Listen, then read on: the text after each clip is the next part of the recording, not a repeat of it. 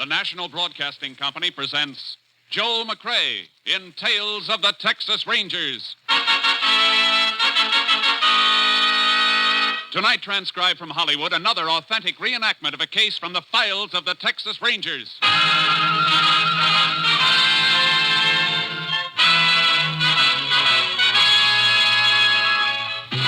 Tales of the Texas Rangers, starring Joel McCrea as Ranger Jace Pearson. Texas, more than 260,000 square miles, and 50 men who make up the most famous and oldest law enforcement body in North America.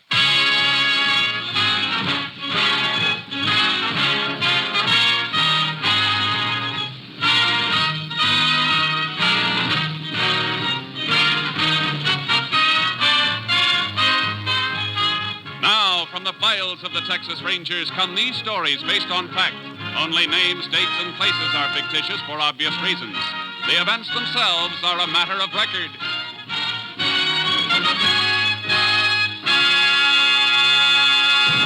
Case for tonight, Christmas present.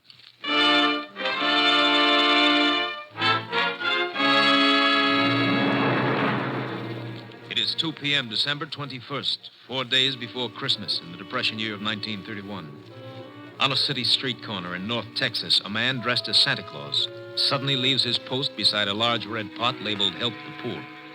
Shivering with cold, he enters the newly opened building of the Panhandle Equity Bank and approaches the bank guard. Say, mister, you mind if I stay in here a few minutes, warm up a little? I sure don't. I've been watching you through the window. Don't know how you stood it as long as you did. Oh, this Santa Claus outfit's pretty warm at first, but then the cold sort of creeps in on you. How long they expect you to stand out in that? Oh, 8 to 2. 6 hours, that's all. Well, it's 2 o'clock right now. You can go home. Not till my relief man shows up, I can't. Can't leave till he gets here. Some money in the pot out there. Oh. Well, why don't you wait right in here till you see him? Well, I was hoping you'd say that, because I'm sure...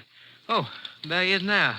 Just drove up in a car. Oh, he can't leave a car parked there in front of the bank. There's a time limit on parking. Well, I think he's just wondering why I'm not there. I better go out and... Oh, he sees me. He's coming in. Howdy. Howdy. Was wondering when you get here. God let me come in and warm up. I hope your Santa Claus suit is warmer than his. We'll be closed up by the time you need warming. I don't think I'll get very cold. I got a Colt 45 in my pocket, pointed right for your belly. Now, don't move. Don't move, he said. Keep your hand away from your gun. You guys are pulling the stick up. No kidding. You figured that all out by yourself, stupid? Let's make it a nice, quiet stick-up, huh? Just walk to the rear of the bank with us, take us through the door to the money in the vault. Now, go on. You'll never get away with this. You just trying to attract any attention. You'll never live to know whether we're doing or not. All right. Open that door. The girl by the desk has to open it. It's button control. Well, tell her you won't in. Miss Keene. Oh, I'm sorry, Mr. Lovett. Your Santa Claus friend's coming in with you? Yeah. We're so busy, I didn't even notice it. Something wrong, Mr. Lovett? You look kind of sick. You'd be more than sick if you let out one yell. They got guns in their pockets, Miss Keene. Watch your mouth, sister. Nobody else can see us now. Take his gun. I've got it. Now, sister, whether he lives or not is up to you, understand? What do you want me to do? Open the cases of those money trays. Get to it. All right. You got the sack. Tell her what to put in it. And stuff it into your jacket when you're through. Right. And remember, sis, one yap and this jerk gets it. All right. Go on. Come on, now, stuff it in the sack.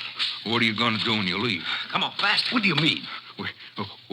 We'll give you a chance to get away. I mean, we won't yell or anything until you're gone. Honest. Oh, yeah, that's real nice of you. Maybe you ought to be wearing the Santa Claus suit instead of me. You think I'm going to fall for a... Hurry up, will you? One of the bank executives is heading back here. All right. I'm almost through. As soon as I get it in my... Hey, what are you doing back here, Lovett? Why aren't you out front? These Santa Claus fellas, Mr. Peabody, just wanted to... Well, what's the other one doing in the vault there? Miss Keene, what the... Oh! You can answer this question later, when and if he comes to. And congratulations on your self-control. You're liable to get medals for saving your own lives. All right, let's go. I got it. All right, let's leave these people the quiet. Wait. Oh!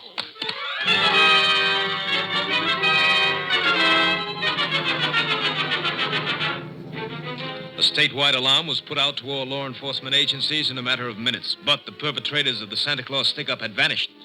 Texas Ranger Jace Pearson, closest unit to the scene of the crime, was requested to investigate. The chief of police gave me the general details. I'd like to get your story firsthand. Well, I saw the guard take them through there, Ranger, and I went back to see why he was leaving his post on the bank floor, and that's when I got hit. You have any idea how big they were? No, I don't. I was too excited. I see. What's your name? Leon Peabody. I'm second vice president. Now, how about the girl, Miss Keene, and the guard, Lovett? Both of them were knocked out, too. Miss Keene finally came to, and we sent her home, but they took Lovett to the hospital. He wasn't in good shape. Skull fracture? They don't know. Oh, how come you stayed around? That's a nasty bump you've got. I feel it, too. Plenty. Ooh. But I knew the police would need whatever information there is, so I stayed. Yeah, you better sit down. Oh, thanks. You think you could recognize either of the hold-up men? Dressed the way they were? I'm afraid not. It's a cinch they chucked those Santa Claus suits right after they left here. I hope they left a few fingerprints. Both of them were wearing gloves. You get a tally on how much they made off with? We're running a tape on it. We'll know in a couple of minutes. Men who pulled this job worked pretty smoothly. They seem to know the setup behind the partitions there. Have any of your employees ever been in any trouble? Those men weren't employees of the bank. No. I know they weren't. But somebody inside could have supplied them with your new layout. Helped them plan the job. Well, sir, all of our employees have been with us for at least a year, and we haven't taken on any new ones since we moved over here 2 months ago. Mr. Peabody. Oh, yes, Donnelly. Is that the rundown? Yes, sir. 63,800. And we've got serial numbers on some of the larger bills. Good. That'll help if they try to pass any. I'll take a copy of that list. Police can alert the other banks and merchants. We'll get numbers out on the statewide and interstate. We may run down some more serial numbers when we cross-check deposits. That'll be fine. I think you ought to go home now, Mr. Peabody. We can reach you there if you're needed. Oh, thank you. I guess I shouldn't even think about myself, though. I'm a bachelor, but the God love it, he's got a wife and 3 children. Pretty rotten Christmas present for them if he doesn't pull through.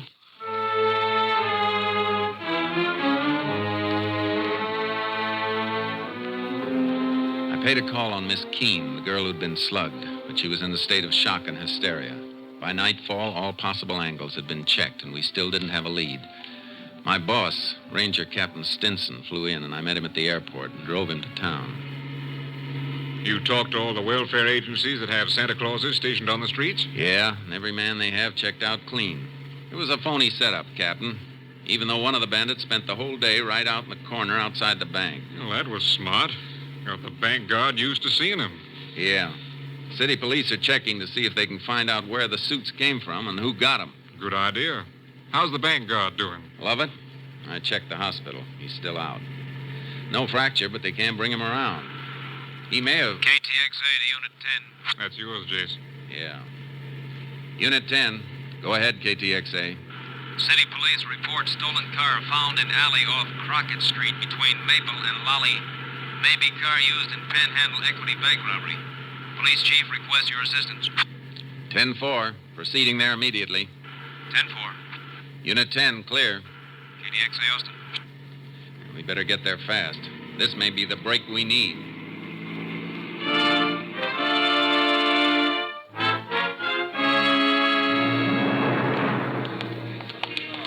Here it is, Rangers, abandoned in the alley. Prowl car spotted it and checked the license on the stolen car list. When was it reported stolen, Chief? Early this morning, but the owner says it might have been missing since yesterday. He's been away. You check on him? Yep, he's clear. That's where he said he was. What makes you fellas think this is the car? Found this on the floor, under the seat. Big red button. Off a Santa suit, all right. I'm going to climb in behind the wheel for a second. Ask one of the men in the prowl car to flash his light this way. Sure. Let's have a spotlight here, will you, boys? Okay, Chief. That do, Ranger? Yeah, that's fine. Hey, have any of your men moved this rear vision mirror, Chief? Nope. How about this front seat? You slide it back to get that button you found? No, just saw it under there and reached in and got it. What are you trying to figure, Jace? The last fellow who drove this car was pretty big, about an inch or inch and a half taller than I am. What makes you think so? Because the seat's all the way back where it would be for a tall driver. and I have to raise myself a bit to get a clear view through the rear vision mirror. Hey, that's good thinking, Jace. Yeah, but maybe he didn't touch anything. Maybe he left the car just like it was when he stole it. I'll give odds against that. A man who's getting away from a bank stick-up wants to know what's coming behind him.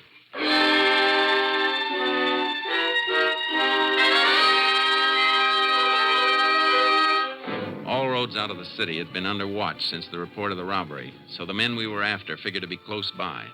But all we knew was that one of them was about 6'3". In the morning, we made a routine check with police headquarters. Morning, Rangers. Morning, Chief. Morning, Chief. Your men come across anything? I was just going to check through this report. Tells us the location of just about every Santa Claus suit in town.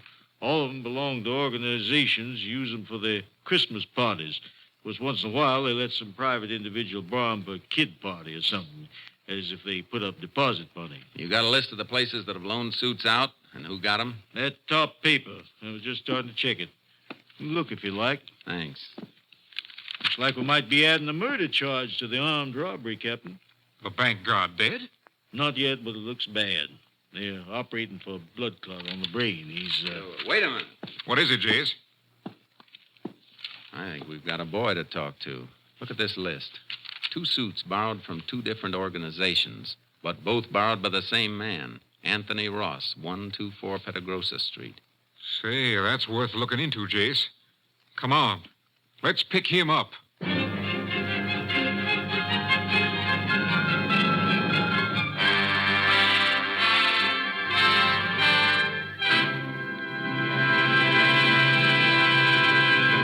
You are listening to Tales of the Texas Rangers, starring Joel McCrea as Ranger Jace Pearson. We continue now with tonight's case, Christmas Present, an authentic story from the files of the Texas Rangers.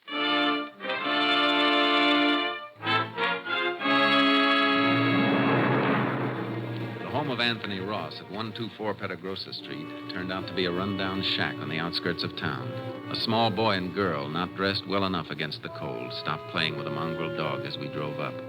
They stared at us while we went up the rickety porch, the dog barking at our heels. It's all right, boy. It's all right. Take it easy. Good pup. There's a good... Yeah, what? Oh, Texas Rangers. You Anthony Ross? Yeah? We'd like to come in. Oh, sure. Annie, you and Jim take the dog in the back of the house and play there. Look at those suit boxes, Jace. Yeah, see him. What do you want to see me about? We can start with those boxes on the table. What's in them? I don't know. Just a couple of packages. That's all. They ain't mine. You better open them up, Jace. Yeah. No. Wait a minute. I tell you, they ain't mine. You got no right to. This search warrant says we have. Search warrant? Now, look. Now, those things ain't stolen. They were rented. Yeah. Couple of Santa suits, all right, Captain. And look, a button missing from the jacket of this one. I don't know what this is all about. Why are you coming Maybe we in can here? refresh your memory. The guard you slugged at the Panhandle Equity Bank isn't expected to live. What? Who was wearing the other suit, Ross? Who was your partner? What are you guys doing to me? I don't know what you're talking about. We're talking about the $63,000 stick-up you and somebody else pulled yesterday. And since you're about 5'10", I can tell you that your partner's about 6'3". Rangers, you're making a mistake. I don't even know anything about a holdup. The button missing from this suit was found in your getaway car, the one your partner drove. It wasn't me. I tell you, I didn't even know what kind of costumes were in them boxes. They ain't mine. Then where'd you get them? I picked them up at a couple of places yesterday morning. You say you picked them up, and you're trying to tell us you don't know what's in the boxes. I picked them up for somebody else. They were rented out in your name. The woman ordered them in my name. What woman? The one who hired me to pick them up. That's a pretty phony story, Ross. Who was this woman you're talking about? What's her name? I don't know. I don't even know. You better come with us, Ross. No. You got to listen to me. Please listen. You got to believe me. I was in town early yesterday morning. She come right up to me on the street. I was pulling my kid's old wagon along, trying to find some junk I might sell. You sure you don't want to think this story over before you go any further? She asked me if I wanted to earn $1 running a couple of errands. I said, sure. a buck could give my kids a meal for a change. She asked me my name and address, and I told her, and then she told me to wait while she went into a booth and made some phone calls. When she come out, she sent me to 2 different clubs, told me there'd be costumes and packages. She had 'em left in my name to avoid confusion, she said. You didn't think that was funny? Mister, all I could think about was earning that dollar. She gave me money, deposit money for the costumes, and told me to come back and meet her with the stuff on that same corner. Where were you at 2 o'clock yesterday afternoon? I was looking around for a junk again for a couple hours after I delivered the packages, and then I guess at 2 o'clock I was walking back home from town. It's a long walk to here in this weather. Cost of a bus ride will buy a loaf of bread for the kids you saw outside. Is that a crime? What's it to you if I walk my feet off to feed my kids? All right, Ross. That was a nice act. But there's a big hole in it. You say you delivered the Santa Claus suits to a woman you didn't know. But you've still got 'em. Yeah, I got 'em. They're going to mean a good Christmas. Yeah, but you're not going to believe what I tell you. The woman came here last night, drove up in a car, woke me up. She said she was leaving town in a hurry. She didn't have time to take the costumes back herself, and if I'd take 'em back, I could keep the deposits. $15 each. Yeah, but you're not going to believe that, are you? You better get your coat. Will you give me a chance to ask one of the neighbors to watch out for my kids? I'm afraid you'll be gone too long for that. I'm sorry, but we'll have to take him into the juvenile home. Oh. I guess they'll get better care there than I've been able to give. I'll get my coat. Ross, you been doing any painting around here? Painting? This place looked like it ever saw paint. What made you ask that, Jace? I just noticed this inside the leg of this Santa Claus suit. Paint blob. Looks fresh. Well, how come it's inside the leg, not outside? I don't know. That's something we'll have to figure. This is the large size suit. Must have been worn by the big boy we're looking for.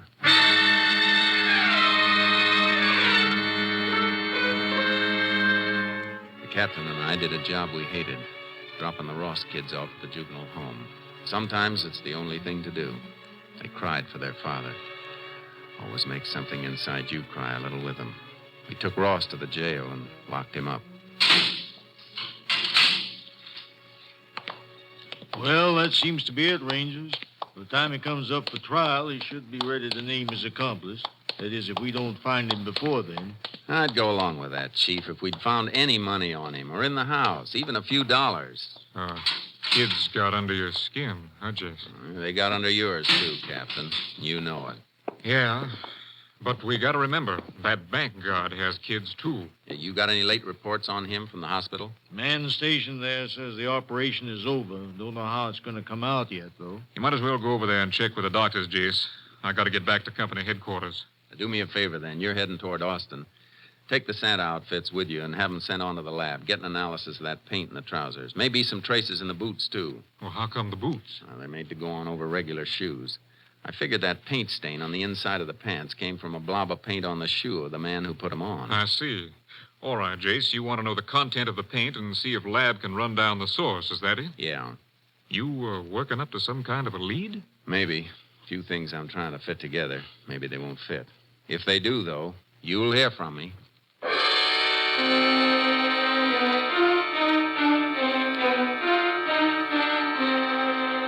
I went over to the hospital and checked with the doctors, but the outcome was still in doubt. The guard's wife was there, face twisted with worry and fear. There was nothing I could do to help, so I got some sleep.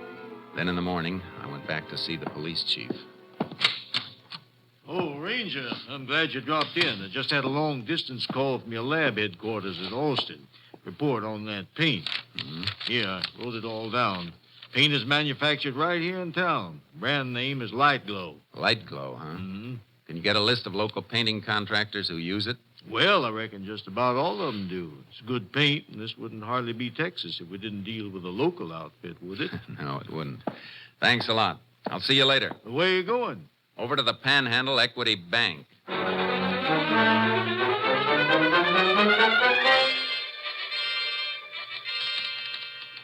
Mr. Peabody, do you know who painted this bank before you opened? Well, there was a contract for the building, included the painting. I guess that was done on a subcontract. Can you find out from the contractor? Sure, but do you mind my asking why? I told you the day of the robbery. Everything was too well planned. Like the men who did it knew the inside of the bank. Yes, I remember you saying that. You think the painters may have? That's what I think. But why not some of the construction men? I've got a reason for being interested in painters. Check it for me, will you?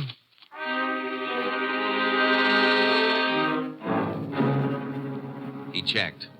Contractor gave the name of the painters. 2 men, Eddie West and Martin Poggin. They'd been working the day of the robbery, he said, at a house on the north side of town. I went out to the house to see the owner. Why, yes, Ranger. They worked here all day that day. I remember we heard the report of the robbery on the radio. They were both here all day? Yes. Didn't even go out to eat? Had their lunches with them. Kind of smelly when the house gets painted. Most women usually get out of the way. I wanted to watch them, so I was here every minute to see they didn't get sloppy. I like things neat. I see. Well, thanks, ma'am. I'm sorry I bothered you. Why are you asking about them, Ranger? Nothing important. Not as long as you say they were here. Goodbye, ma'am.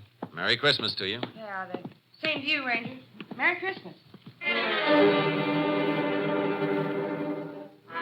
She was the alibi for Eddie West and Martin Poggin. But she was too nervous about answering a few simple questions. Nervous enough to make me wonder. I went back to the jail, got Anthony Ross out in my custody, and drove him to the north side of town. All right, get out, Ross. We're going in here for a minute. Why? What are you trying to frame now? I just want you to meet somebody.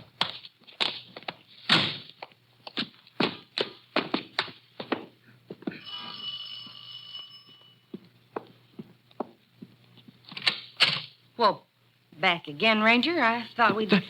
That's her. Ranger, that's the woman. Who is he? Who is this man? You ought to remember me, lady. My kids are in juvenile home on account of you, and I've been in jail. I never saw you before in my whole life. Tell him the truth. Tell him before I... Hold it, Ross. Take him away from here. Go away, both of you. Ranger, I got those costumes for her. For her! You're a liar, a liar! That word fits somebody all right. Can I come in and have a look around, ma'am? What for? What do you want? I want to check over the painting job to see if it's just new painting or if there's some new plaster under it someplace. You can't come in. You have no right. The boys you're alibying for must have come back here after they cracked the bank. Because you must have picked them up in your car after they ditched the one they're using. I don't know what you're talking about. Wouldn't carry the money on them. Did they cover it up here, safe under fresh plaster and paint until it cools No. off? No. I can call for a search warrant and wait till a crew comes and tears this place apart. It'll go better for you if you don't try to cover it. The money isn't here. Well, come on. Where is it? It's here, all right. In that wall. Behind the picture. Come on, Ross. Now, which one's your boyfriend? Poggin or West? Eddie West. He said we'd get married. Go to Europe next year. You'll all go someplace next year, but it won't be Europe. West about 6'3". Yes. How did you know? I got an early Christmas present. Somebody sent me a crystal ball. As soon as I call the police and dig out that bank money, you're coming with us. Ranger, I'm clear now, ain't I? Looks that way, Ross, but you'll have to go back to jail for a while and be checked out by the local police. That won't take any longer than it'll take me to pick up Eddie West and Martin Poggin.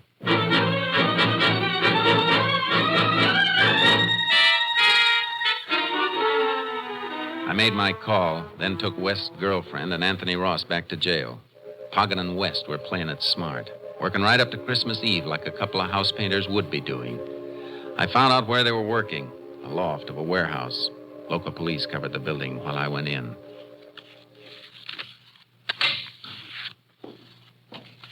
Eddie, who's that? Who came in? Probably the watchman. Watch out for those paint cans. Don't worry. I see him. That ain't the watchman's boys, Eddie. Come out of the shadows where we can see you. I'm coming. But seeing me isn't going to make you happy. Eddie, it's the Texas Ranger. Shut up, Poggin. I got my gun. Howdy, Ranger. Something you want? Yeah. I want the 2 men who robbed the Panhandle Equity Bank. Shut up. What would we know about that, Ranger? Come down off that scaffold and I'll tell you. Okay. Marty, lower away. Too bad you aren't working in a place with a phone. Your girlfriend could have warned you earlier. He knows. I'll get him. Keep your hands away!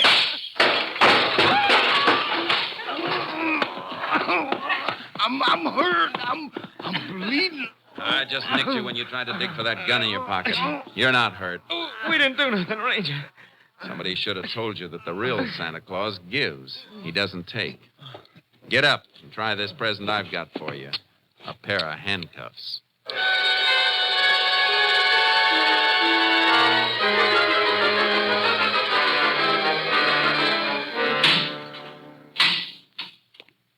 Well, that winds it up for sure, Ranger. Didn't turn out too bad either. Just heard from the hospital. Guard passed the crisis. He's going to be all right. You couldn't have better news, Chief. Just in time, too. It's getting dark. Christmas Eve. You let Anthony Ross go? Mm-hmm. About 10 minutes ago. He didn't seem too happy, though. Just like he didn't care. What with his kids in the juvenile home and everything. Judge mightn't even release him if he can't care for him. Ross didn't have a dime. Not even bus fare. It'd take him a couple hours to walk home. Oh, why didn't I think? Well, maybe it's just as well that way. Let me call the judge. And Mr. Peabody, the bank vice president. Mm-hmm. Stores will be open late, won't they? Sure. Why? It'll take Ross a long time to get to his house. Maybe we can get some of your boys to help us and change his mind about Christmas.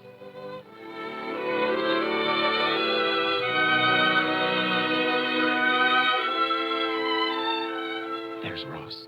You hear him coming up the walk now? Mm-hmm. Coming slow. His tail is dragging. Yeah. Not that I blame him. Are the kids asleep? Yeah.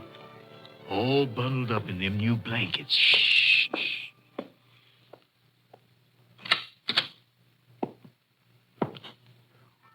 What? Ranger. And the chief. The lights. Lights. They're on. The power company turned them off. Yeah. They sent a man out to turn them on again. What? What's all this stuff? Ornaments. Christmas tree. All those toys and things. Tomorrow's Christmas, Ross. For you and your kids. They're in the bedroom asleep. My kids. You brought my kids back to me. Yes, and there's plenty of grub in the kitchen. And you've got a job. Starting next week at the Panhandle Equity Bank. Just go in and see Mr. Peabody after the holiday. Meanwhile, he sent you a little cash in this envelope. Sort of a Christmas bonus, just like the rest of the employees get. Well, we have to be going. Merry Christmas. Yep. Merry Christmas, Ross. Merry Christmas, fellas. Merry Christmas. And God bless you. Thanks. God bless you.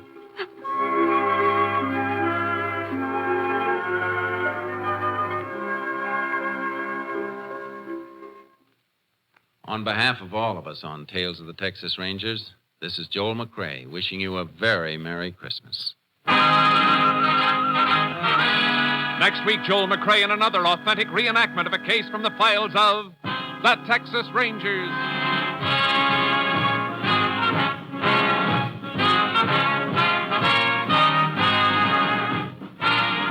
Joel McCrae is currently seen starring in the Universal International Technicolor production Frenchie. Tonight's cast included Tony Barrett, Shepard Menken, Jim Nusser, Virginia Gregg, Victor Rodman, and Byron Kane. This story was transcribed and adapted by Joel Murcott, and the program was produced and directed by Stacy Keach. This is Hal Gibney speaking.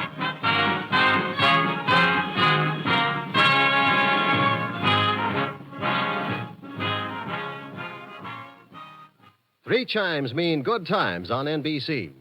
Monday means music on NBC, and for your Christmas night listening pleasure tomorrow, the voice of Firestone presents soprano Eleanor Steber in a thrilling selection of Christmas melodies.